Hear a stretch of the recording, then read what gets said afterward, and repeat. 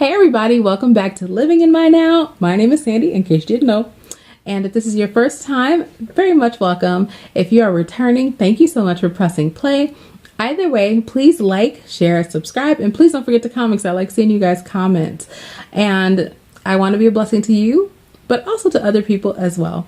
And today we are talking about our series, Wisdom in Housing, and we're going to talk about signing your lease and finding your place. So let's just jump right in. Now, the very first thing I'm going to say is pray, pray, pray. Please get God involved. God is going to lead you to the very perfect place for you, even if at first it doesn't seem like the perfect place, because I had that happen. But I moved in and it's like, Lord, like you thought of things that I didn't even think about. So yes, you want to get God involved. And the verse for this is James 1:5. If any of you lack wisdom, let him ask of God, that giveth to all men liberally and upbraideth not, and it shall be given him. So please get God involved. That is definitely the number one thing. Also, you want to set a budget. Your rent should not exceed 30% of your total income. So if your income's $1,000, your rent should be $300, because you definitely don't want to be living paycheck to paycheck. So definitely set a budget for how much you can afford. You want to always go under your budget if possible. Also consider what utilities that you're going to be paying and how much you can afford to pay. Now, sometimes, like with my first place, what I wound up doing, because I had to pay the electric. So I called the electric company, told them what apartment number was the location. They told me on average how much that last tenant paid each month for their utility, for their electric. And that gave me an idea of how much I would pay more or less. So just, that is an option for you. Also, you want to stay organized.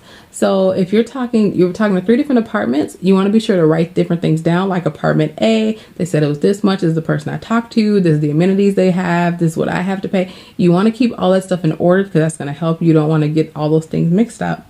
And consider what you need versus what you want. You're going to need a bed to sleep on, unless you like sleeping on the floor.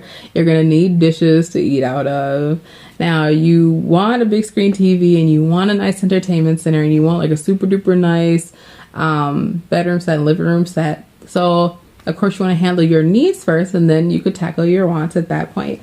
Aim for something that's along public transportation and close to a grocery store. My mom always told me this, because it makes sense. Your car breaks down and sometimes you can't get a ride. So if you can just hop on a bus and get where you have to get without inconveniencing yourself or anyone else, that is the best case scenario. So try to look for that whenever possible. Think of the extras, the extra stuff. Do you want roommates? Do you want pets? Do you want a garage? How much is it gonna all that cost? What's the security deposit for the pets? Because pets do have a deposit. Is there a monthly fee? You want to think about stuff like that. Try to find discounts and move-in specials. Some places offer you like $200 back, or you don't have to pay your first month, your security deposit, and your first month, just your security deposit. So look for move-in specials, and they have some really good benefits a lot of times. So be sure to look into that as well. Also, it might be a good idea to avoid corner apartments, end apartments, and also be aware of the risk of living on the first floor. I live on the first floor, and slowly but surely my drains kind of backed up in my tub. I mean, it wasn't a big deal. It's not like gross stuff was coming out. Just the water wasn't going down like it was supposed to, and they just snaked it, and it was fine. It'll be probably fine for another 6 months. But you want to be aware of the risk of first floor apartments. And then also with corner apartments, if you live in a state that's cold, sometimes that cold air and different things like that, you're exposed to all the elements pretty much in corner apartments a lot of times. So you want to be aware of that as well. I try to avoid them completely if I can, but not first floor. I like first floor. Consider the amenities that are included with the place that you're moving into. You want as many things included in your rent as possible, by the way, like your water and all that and trash. You want all that included in your rent. That's always best if possible.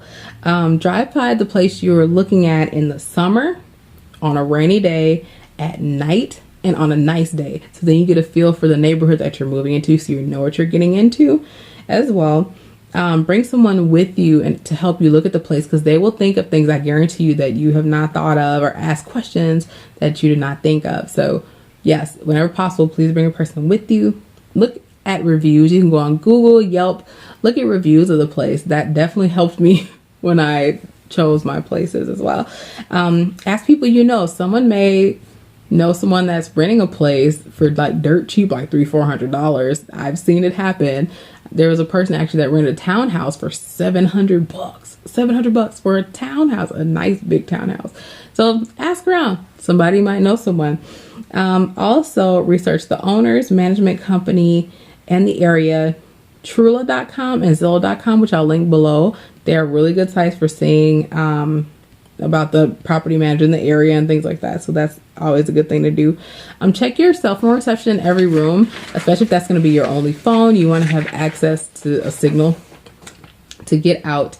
Know your tenant rights in your state. This will definitely help you. Check to see if your state offers renters rebates. That's when around tax time, your apartment complex will give you a sheet of paper saying how much you paid and how much you're getting back.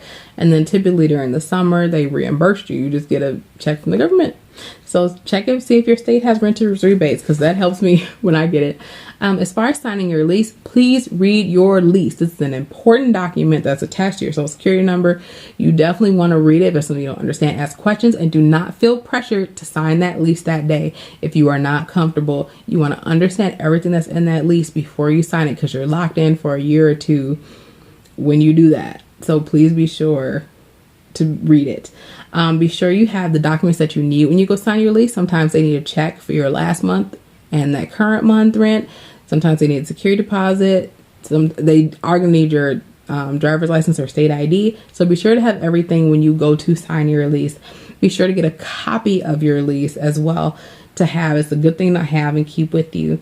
And also be sure to get a checklist from your apartment complex. They're going to have you walk through the apartment and you're going to say, hey, this is good condition, this is in bad condition. And be sure to get a copy of that as well, because that'll protect you in the end. So if I miss anything, please comment below. Otherwise, I will see you guys next Saturday. Bye.